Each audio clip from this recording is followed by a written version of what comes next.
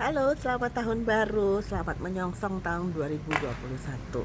Aku bikin video ini dari depan apartemenku, dari balkon. Semalam kami di sini berdua, saya dan suamiku, dan tepat jam 12 malam seluruh Horizon rame sekali dengan kembang api. Mulai dari jam 7 malam. Tahun baru ini lebih nikmat dibanding bertahun-tahun sebelumnya. Justru ketika alam ini sedang demikian galak dan mengatakan stay home, jangan kemana-mana, appreciate your family, biar di rumah saja.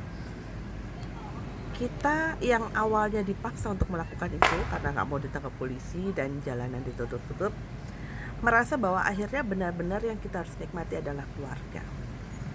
Ketika kita merenung dan diam di dalam sebuah rumah, tadi malam itu kita menjadi sadar bahwa tahun 2020 banyak sekali orang-orang terkasih diambil dari antara kita. Tadi malam sahabat SMP dan SMA saya berpulang persis jam 9 malam waktu Indonesia bagian barat.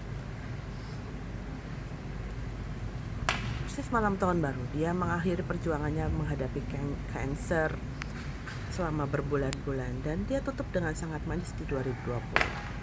Suami saya bilang setiap orang di tahun ini mengalami kehilangan. Banyak sekali kehilangan. Setiap orang mengalami kehilangan. Ketika kita tidak bisa lagi memusuhi orang lain, tetapi yang kita musuhi bersama adalah diri kita sendiri. Mengusahakan diri untuk mempunyai kesabaran.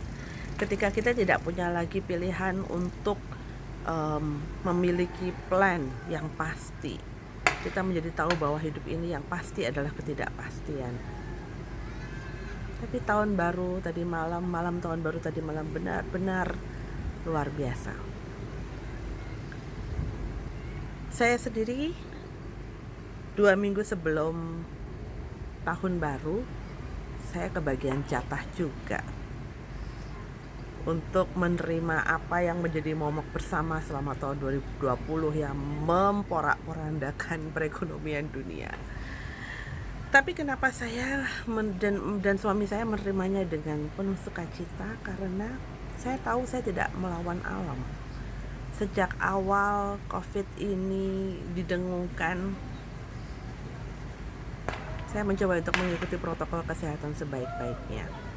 Walaupun pakai masker itu bikin saya sinusnya kumat, karena kan saya nggak tahan dengan sesuatu yang melepek di muka. Tapi ya, I did it anyway.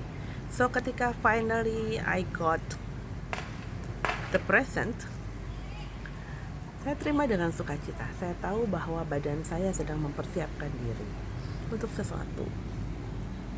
Teman-teman, saya tidak pernah mengajak untuk meremehkan COVID. Tapi saya juga ingin berbagi bahwa yang paling utama yang membahayakan dari COVID adalah mentalitas. Ketika kita demikian habis dibombardir oleh media yang menakut-nakuti kita, itu kita pasti drop. Tapi begitu kita merasa bahwa no, everything happens for a reason and it's a good reason only, kita lebih pasrah ya. Karena sakit mau tidak bisa kita hindarkan. Dari pengalaman saya, di hari ke-10 saya betul-betul kehilangan penciuman dan pengecapan saya. Jadi setelah saya tahu bahwa saya terpapar dan terinfeksi, saya terima dengan senang hati, saya makan. Di hari ke-8 itu saya baru mulai nafsu makan berkurang. Dan itu cuma 1 hari. Karena saya pikir, makan aja. Dan benar ketika saya makan, gak berat badan saya nambah banget, karena badan saya lagi berjuang sendiri, kerja keras untuk melawan virus ini. So, sampai sekarang udah di hari ke-15 dan penciuman saya baru kembali ya mungkin sekitar 20%. Pengecap saya kembali sekitar 50%. Puji Tuhan. Jadi saya berminggu-minggu makan nggak ada rasa dan nggak ada bau, dan itu lucu banget. Saya tidak mengatakan saya lawan COVID adalah musuh. Saya menerima apapun keputusan alam terhadap diri saya, tapi saya yakin bahwa saya tidak sengaja menantang alam dari awal. So, itu aja sikap yang harus kita terima. Gak usah khawatir. Memang banyak sekali kejadian yang sangat fatal dari COVID ini. Mungkin saya termasuk orang yang beruntung karena saya tidak punya penyakit bawaan. Dan saya beruntung saya mengetahui masalah ini sebelum saya pulang ke rumah bapak ibu saya di Semarang. Sehingga semuanya ini menyelamatkan saya dari penyesalan. Karena kan orang kalau udah sepuh, mereka sudah punya penyakit bawaan, sehingga kan pasti lebih rentan. Saya biarpun gendut-gendut begini, tapi ya mungkin karena saya ndablek, jadi mentok saya, masalah saya di sinus gitu ya, sehingga saya jaga banget jangan sampai batuk yang berkelebihan, minum obat, berjemur. Itu menjadi yang saya tadinya agak malas jadi lebih rajin lagi mensyukuri apa yang ada. Teman-teman kalau sampai mengalami yang saya alami, jangan takut ya. Memang betul kok, kalau kita berpikir kita bakal sakit, kadang-kadang orang di sana sakit, kita rasanya ikutan sakit karena psikosomatis. So, begitu juga kita ketika merasa kita tidak apa-apa, itu juga badan kita akan mengikuti pola pikir kita. Jangan melawan alam, biarlah alam memutuskan dengan kebijaksanaannya sendiri. Kita terima apapun yang Tuhan berikan kepada kita. Mana tahu kita memang dipakai Tuhan untuk menjadi penyemangat orang lain. Karena hidup pada intinya kan sama seperti COVID ya. Kita tidak bisa menghindari apapun yang hadir di hidup kita walaupun itu tidak menyenangkan. Virus-virus perasaan yang datangnya dari luar, perasaan tidak diterima, perasaan dibenci, perasaan dihina, diremehkan, difitnah, itu kan virus. Dan kita tidak bisa melawan hal seperti kayak gitu kalau memang sudah jatahnya harus sampai ke hidup kita. Yang kita bisa lakukan adalah memperkuat antibodi. Dan antibodi tidak pernah kuat kalau kita tidak pernah kemasukan virus. So it's the same philosophy dengan badan kita. Itu yang membuat hati saya kemarin menerima dengan bahagia karena saya merasa dipilih. Tuhan ketika memberikan virus ini ke badan saya merasa dipilih oleh Tuhan untuk belajar membentuk antibodi. Karena beliau sudah menciptakan mekanisme bahwa ketika virus masuk akan ada demam.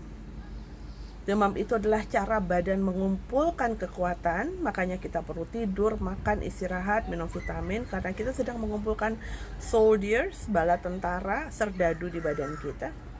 Dan itu harus demam.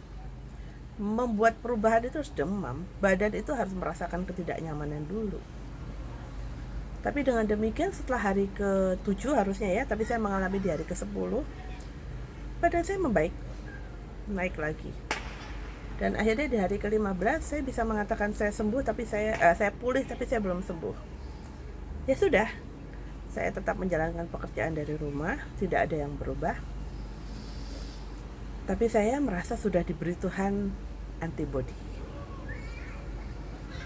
Kenapa diberi Tuhan antibodi? Kenapa saya tidak dipilih untuk dipanggil Tuhan? Bukan berarti yang dipanggil lebih disayang atau yang sehat lebih disayang. Tapi tugas kita beda-beda. Jadi, terima kasih tahun 2020 untuk pelajarannya luar biasa.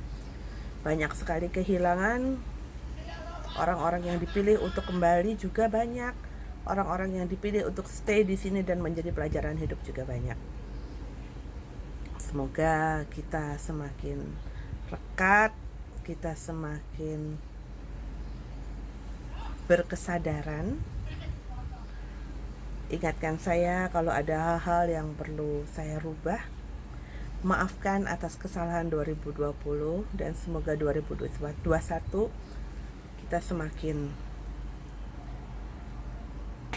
tahu tugas perutusan kita dan dimampukan Tuhan untuk menyelesaikannya dengan sebaik-baiknya. Happy New Year 2021. Tuhan berkati.